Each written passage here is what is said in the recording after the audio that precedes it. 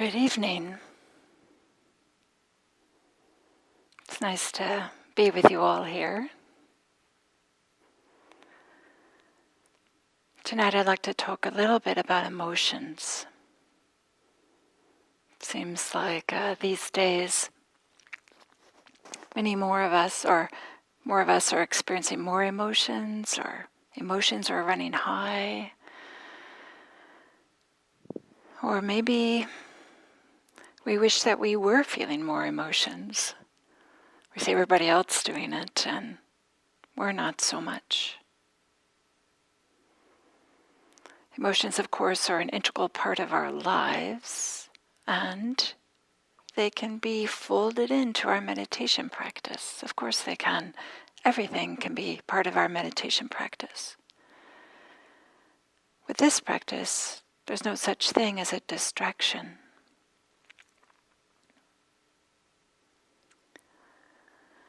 So to begin our meditation practice,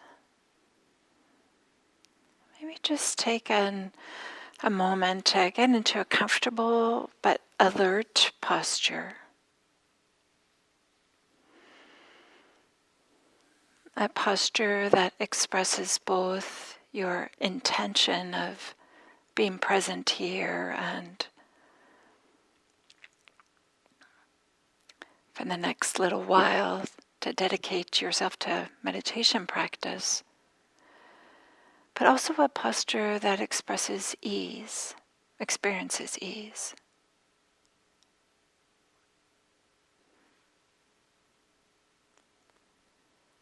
Maybe take a moment to land here, to arrive.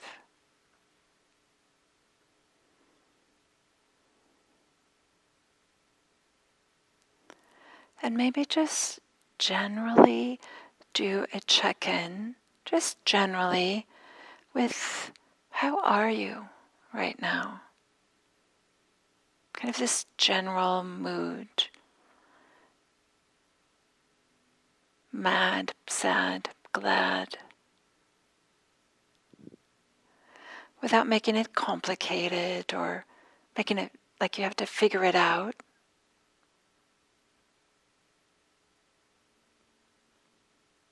Just a general notice how you're feeling, your emotional state.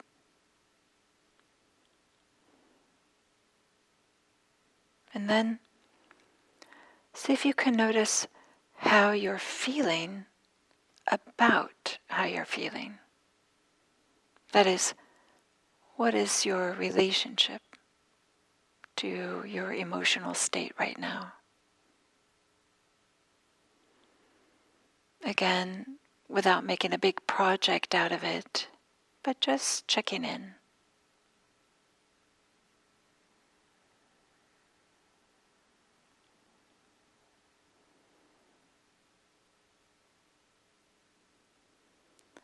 And so if you can recognize how you're feeling, your emotional tone,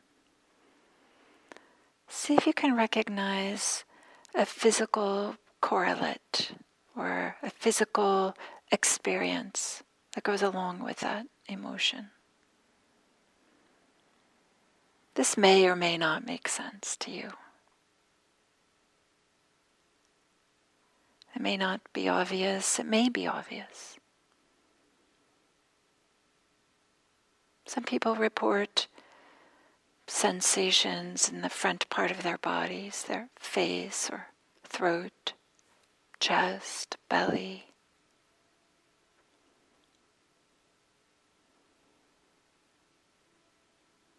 It's perfectly fine if it's not clear to you or you're not quite sure what I'm talking about.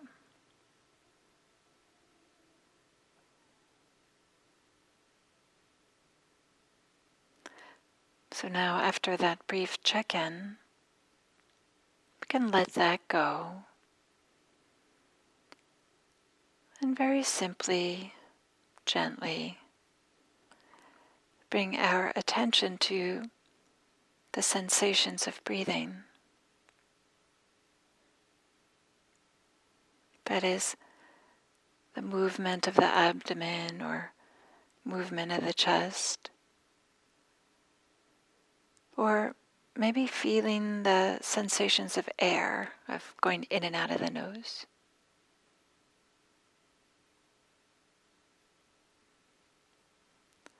Whatever feels supportive or accessible at this moment.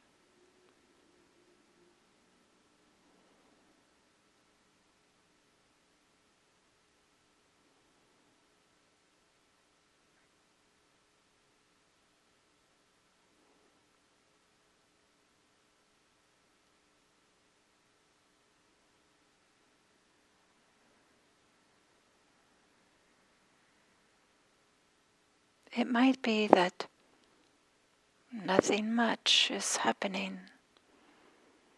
We're just with our sensations of breathing.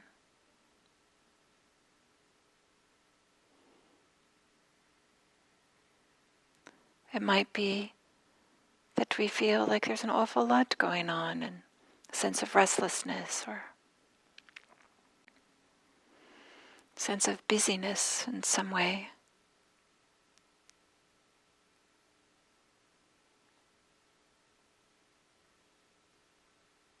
Whatever your experience is, can you rest your attention on the sensations of breathing?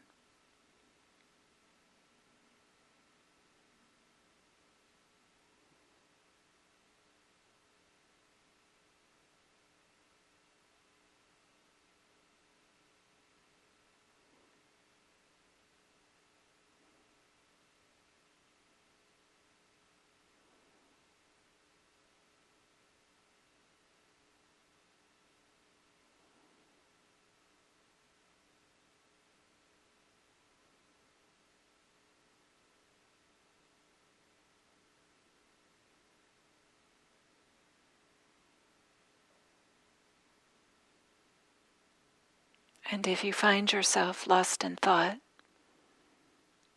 just very simply, gently begin again with the sensations of breathing.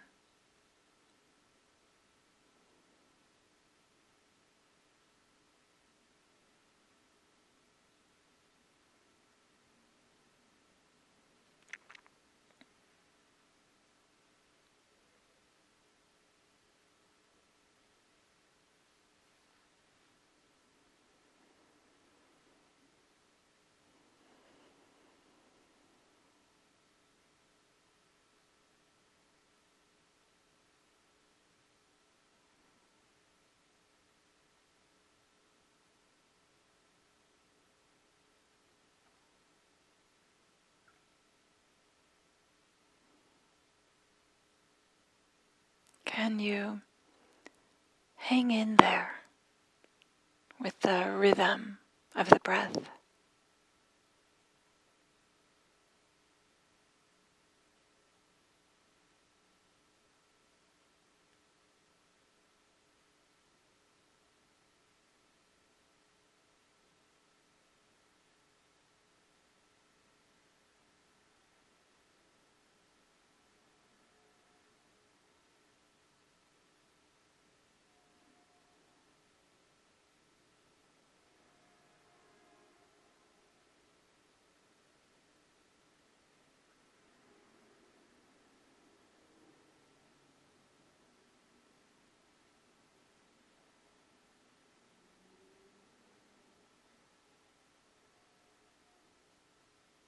When you find yourself lost in thought,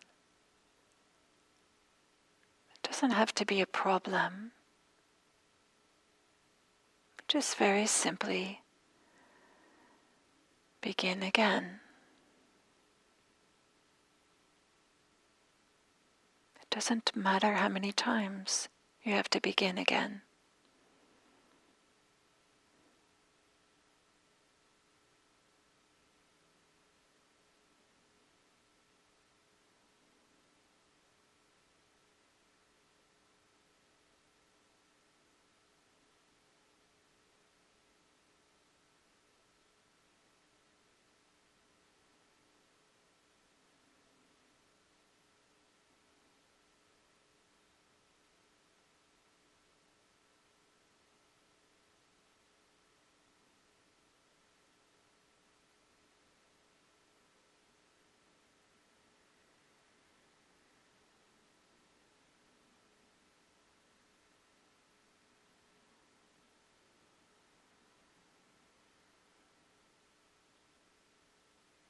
in some kind of way,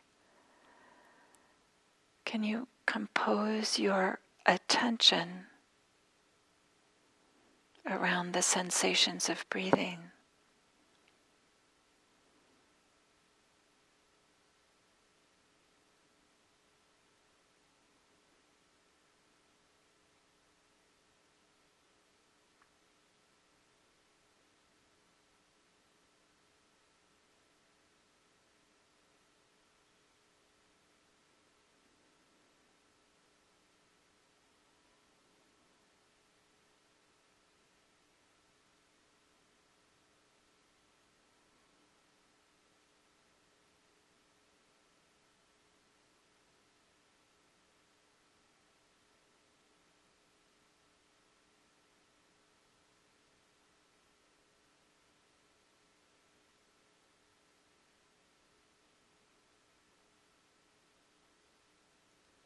Nothing in particular needs to be happening. We're just very simply, gently hanging out with the sensations of breathing, the movement of the abdomen or the chest, or the feeling of the movement of air.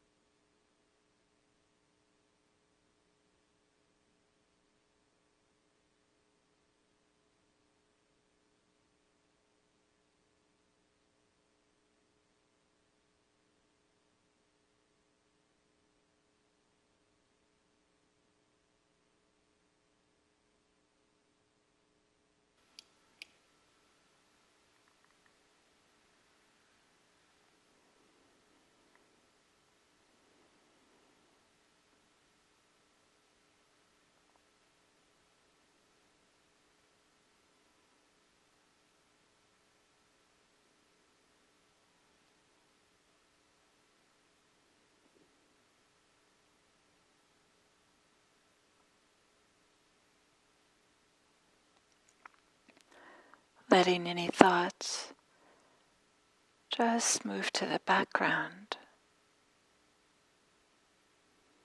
And in the foreground,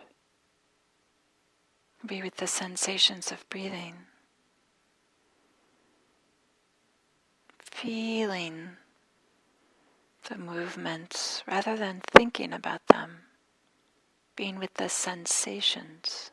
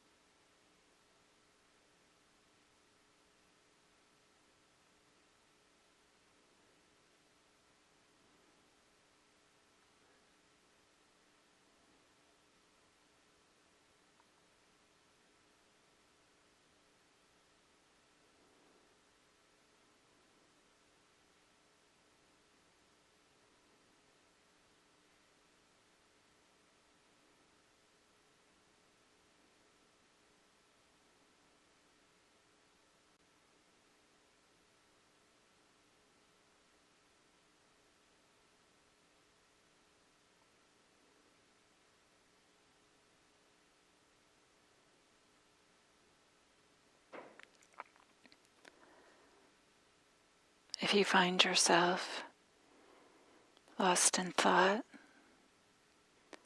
it might be helpful to consider, what does an inhale feel like compared to an exhale? Bringing some curiosity to the experience of breathing.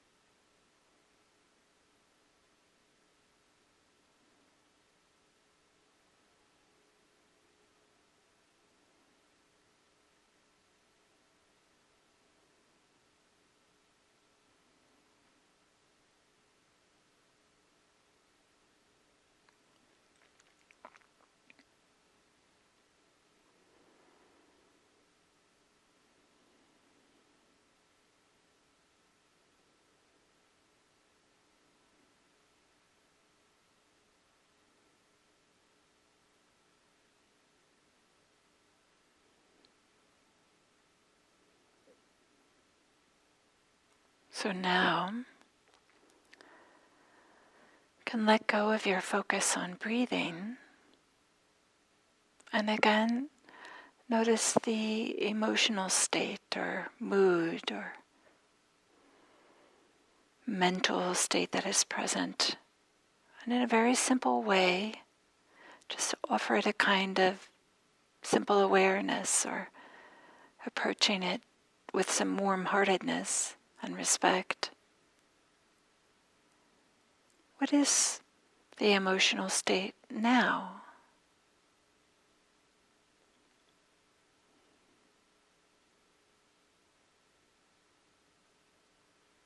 And what sensations in your body let you know that you're having this emotional state?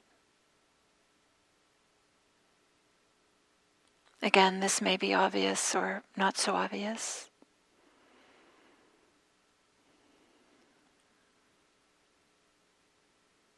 If you can feel the emotion in the body, this gives you a concrete way in which you can disengage from the story making that's associated with our emotional states and just simply observe.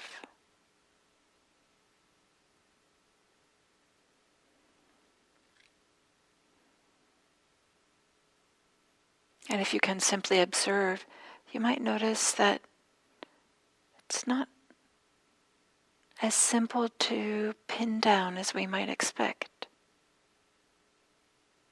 It's a little bit slippery or nebulous. If we're able to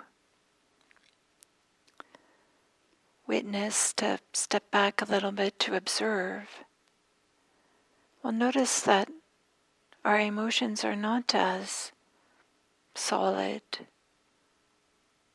concrete, stuck, perhaps, as we were imagining them or thinking that they were.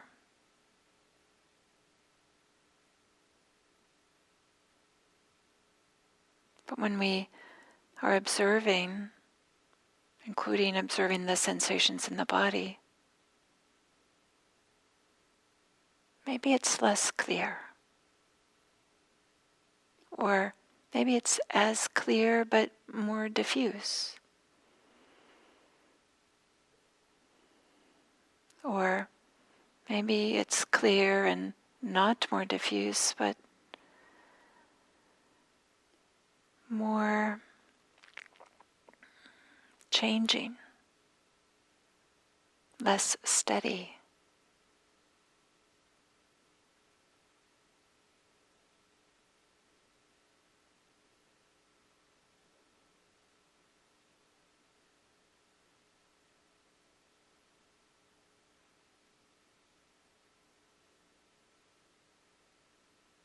However it is, we don't have to make it a problem. We're just noticing. We're just noticing. Doesn't have to be any particular way.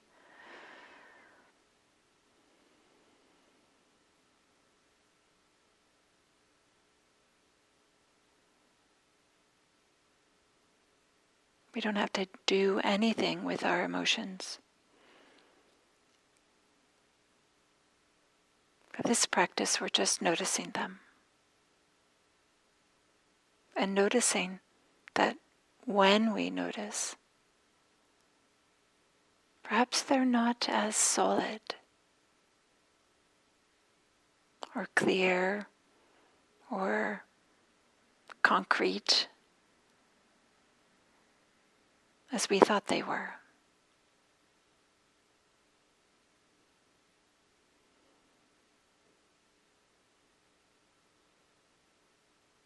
And then for these last moments of the sit,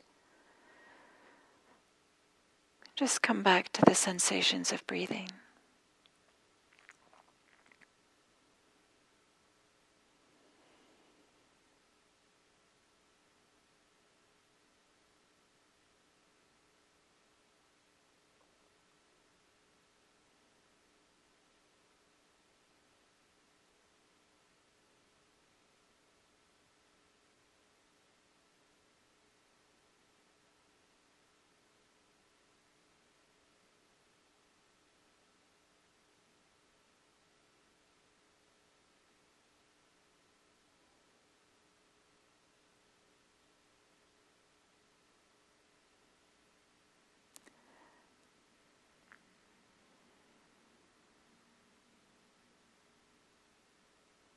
And so we do this practice to support our exploration, our understanding of ourselves,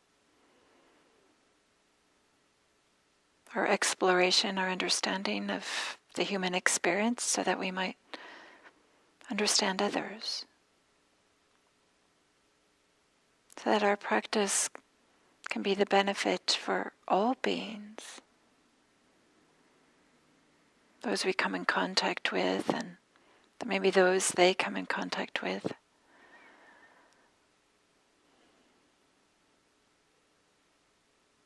Not just for ourselves, but for all beings.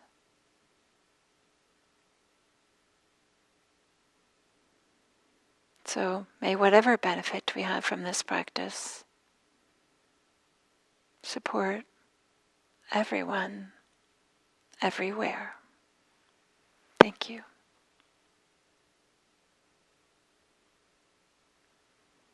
I guess I could ring the bell now.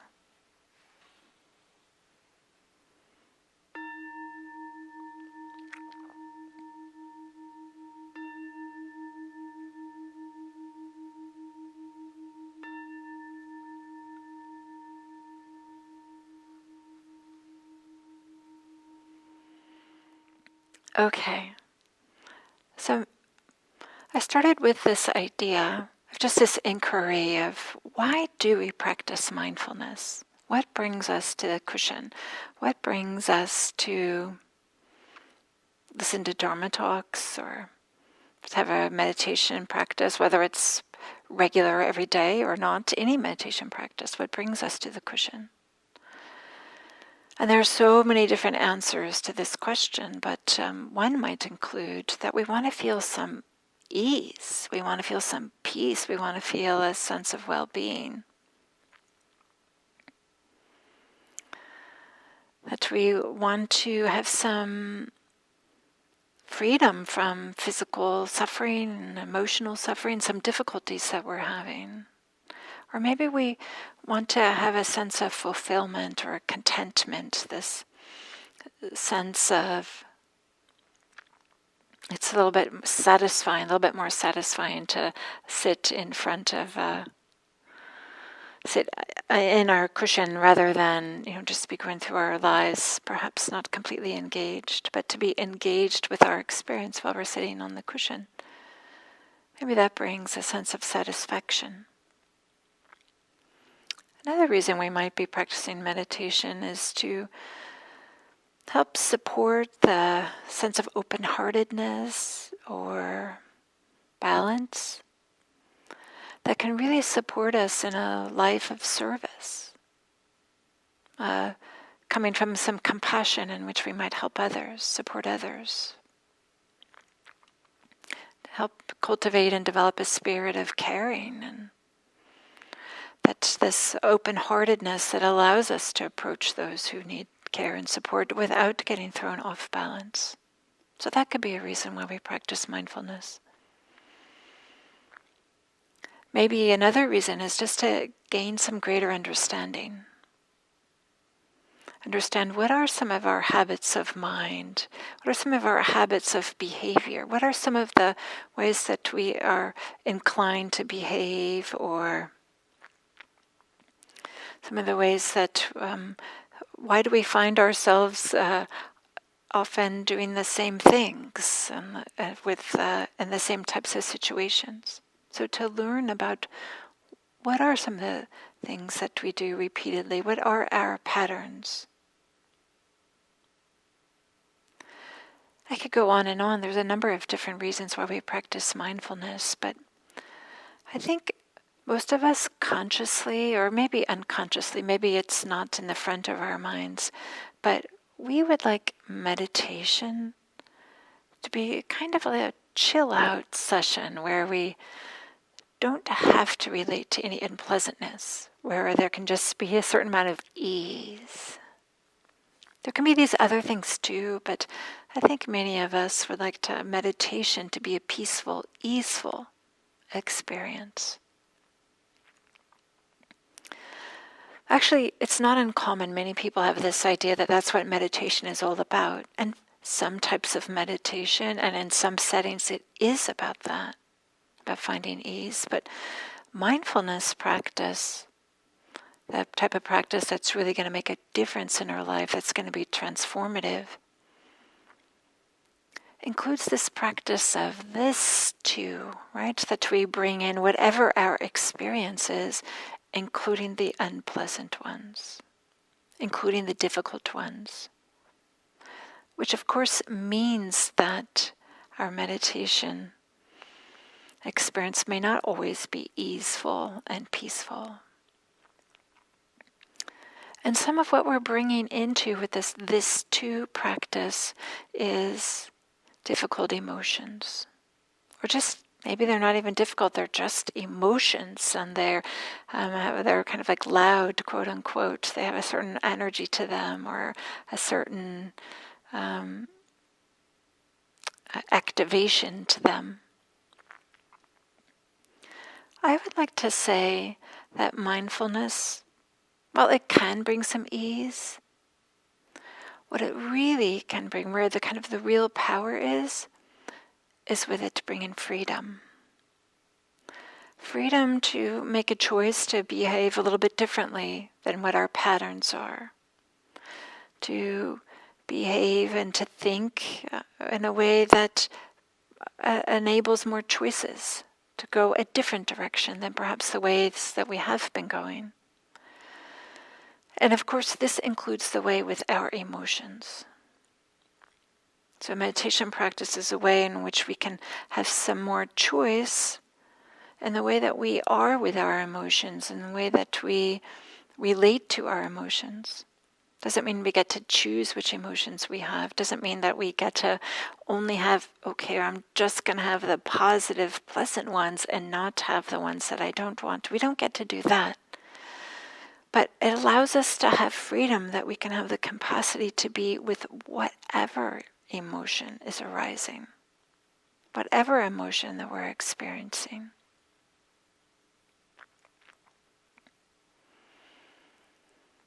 I think I might have heard this from Gail the first time, this idea of emotion, like emotion, this movement, that emotions like move through us. That's the natural way that they arise and pass away.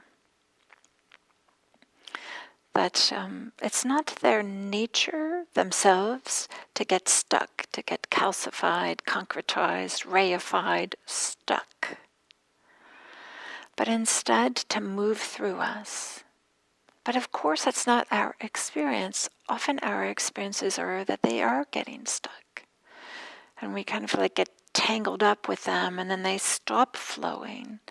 And there can be a lot of this mental proliferation, or for those of you who know this expression, papancha, a lot of story making. Well, this happened, and then because that happened, this other thing is going to happen, and because that other thing happened, it reminded me of this, and that other thing that reminded me of this made me think of that other thing, and then we just kind of like, there might be a certain repetition, but we're not really going anywhere. So rather than emotion flowing through, it's kind of stuck, and maybe we create like a dam when there's just this lake that's not really moving. And maybe even maybe I'm taking this a little too far, this analogy, but maybe even the lake, we imagine there's a Loch Ness monster in it, or we're afraid that we'll forget how to swim if we do already know how to swim, or there won't be any boats, or whatever it might be.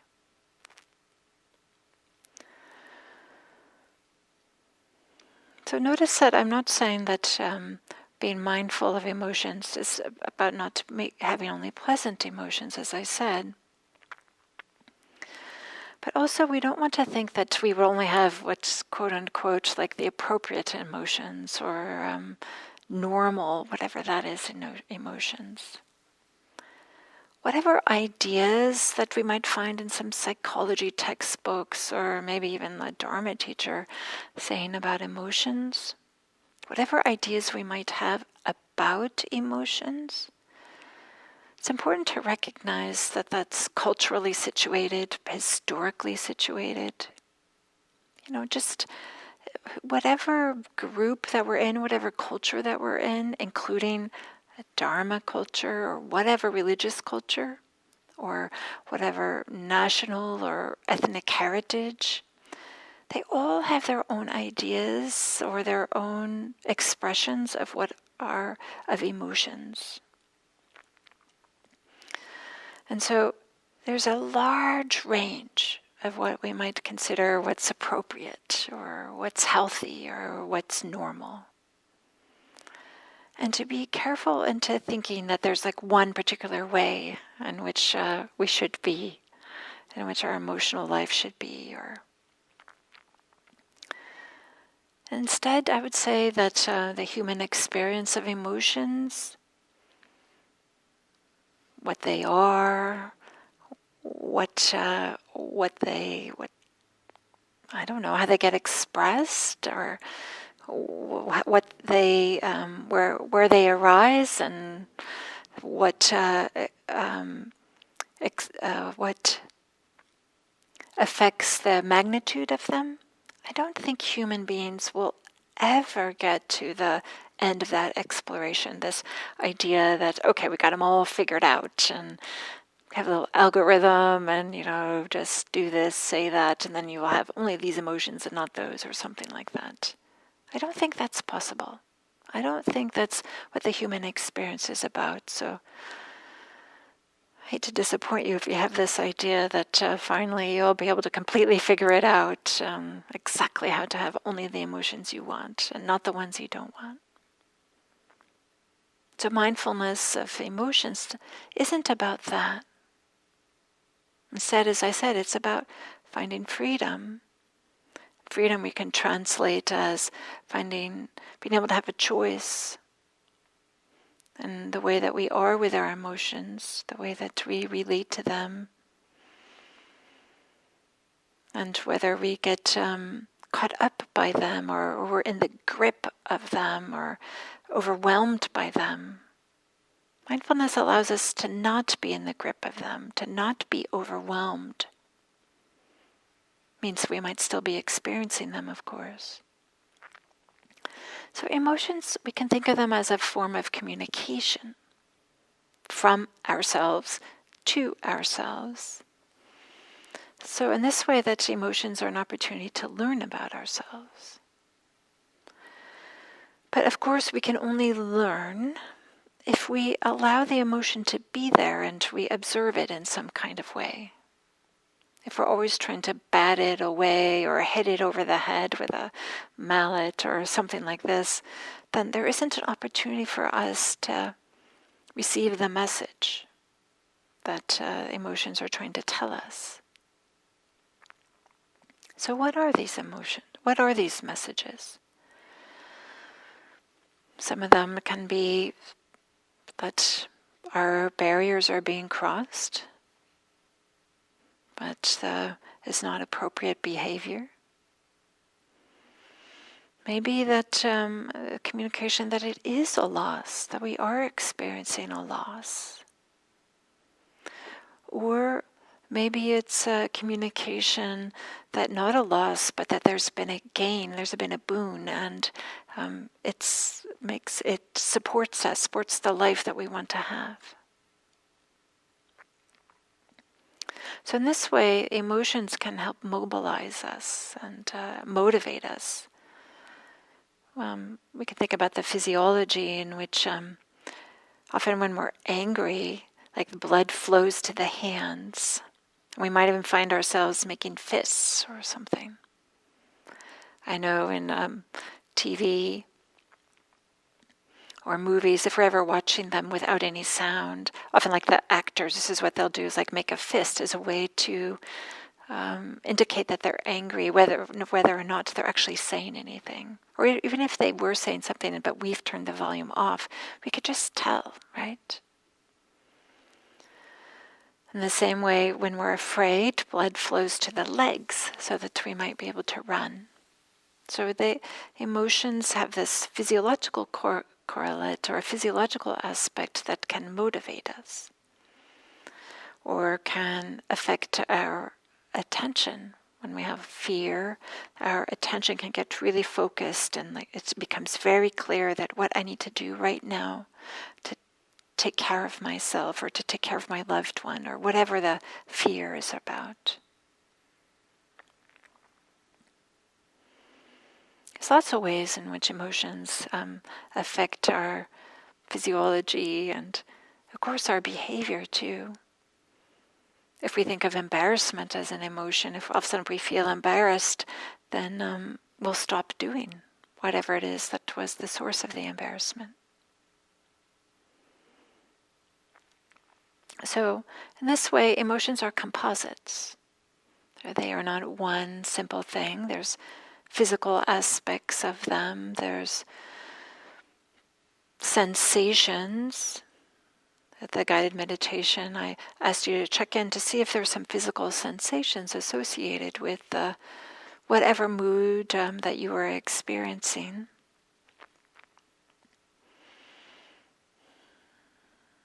There might be a knot in the throat, if there's fear or sadness, for example. There might be a sense of opening or warmth in the chest and the heart center when there's some tenderness or love. Or there might be sadness felt in the eyes. I'm just offering these. I think all of us have our own ways in which we experience physical sensations that go with the emotions. There's also, of course, expressions. Earlier I talked about making fists, but there's our faces, right, are so expressive, whether we want them to be or not, of our emotions. And then, of course, there's the mind states, whether there's a certain amount of the thoughts going really fast, or maybe there's a sense of ease and expansion. So an emotion is not just one thing. It's not one thing that we can just put our finger on and say, oh, that's sadness. Instead, there's some physical sensations, there's mental experiences, there's expressions.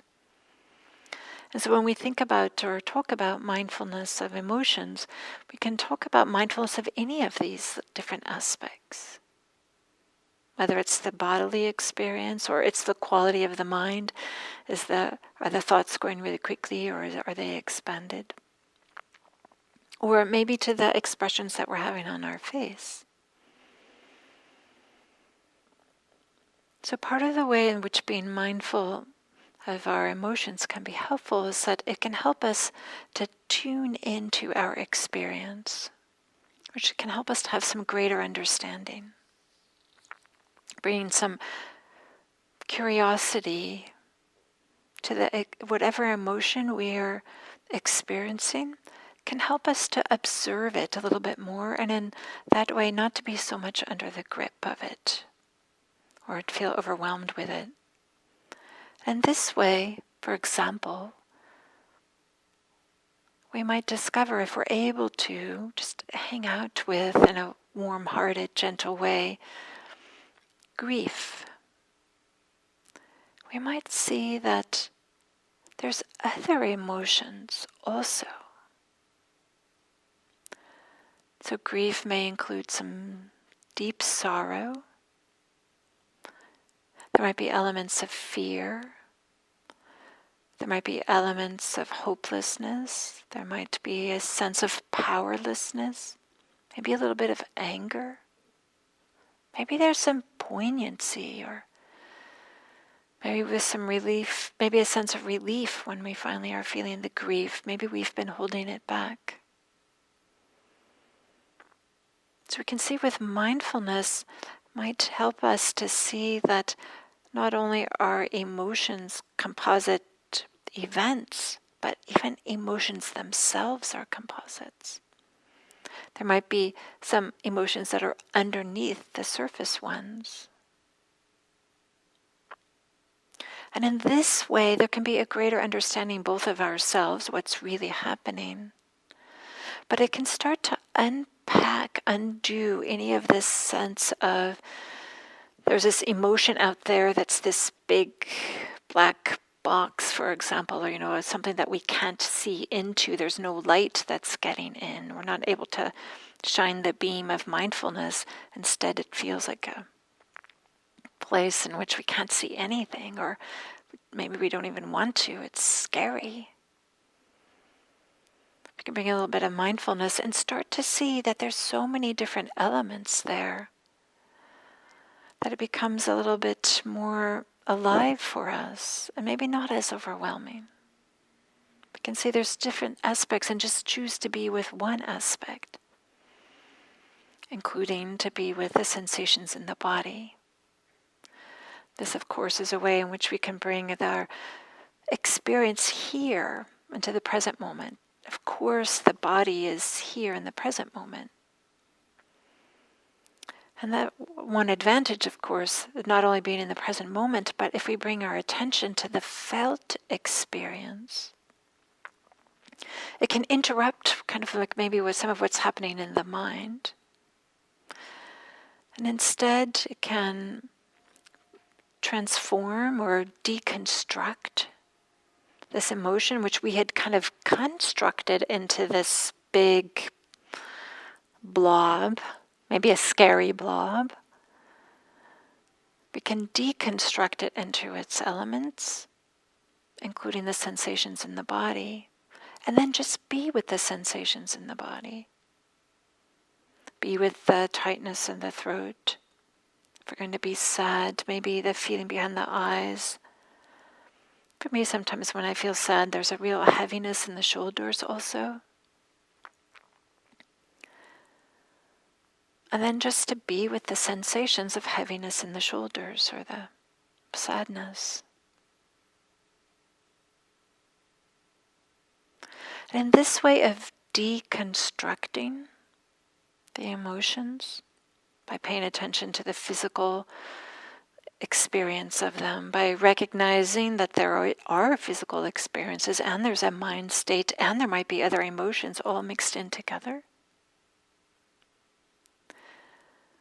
By recognizing that we can deconstruct them, also helps us to notice that they are constructed.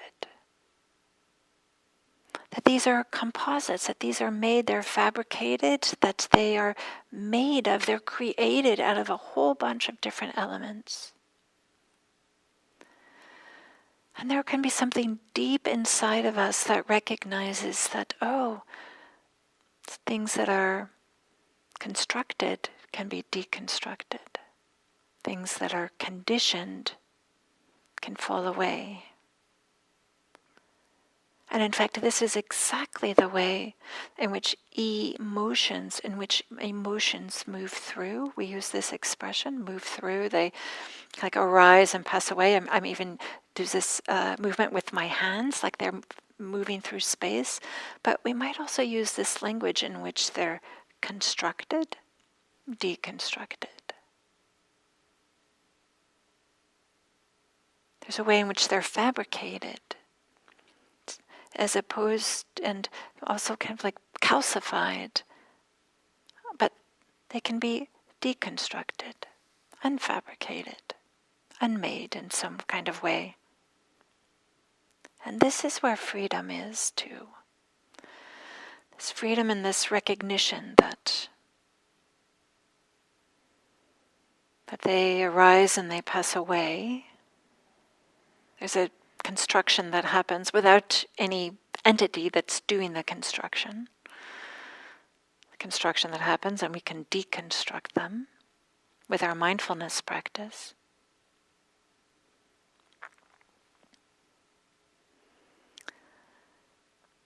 And that part of our practice is to notice this process, not only with our emotions, but with so many different aspects of our experience.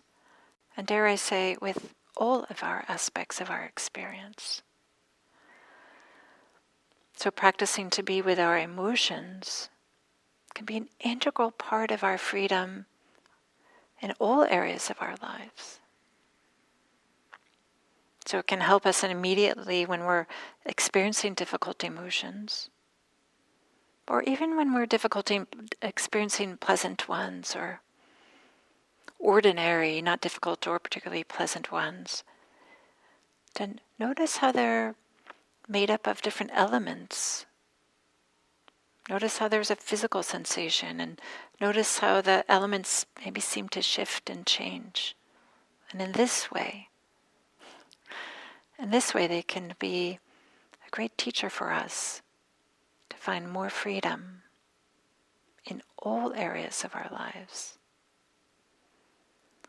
so that our capacity to be with difficulties can increase, to support ourselves and to support others, so that our capacity to serve others, to hear what others have to say, and to help them through their difficult emotions, or whatever difficulties they're experiencing.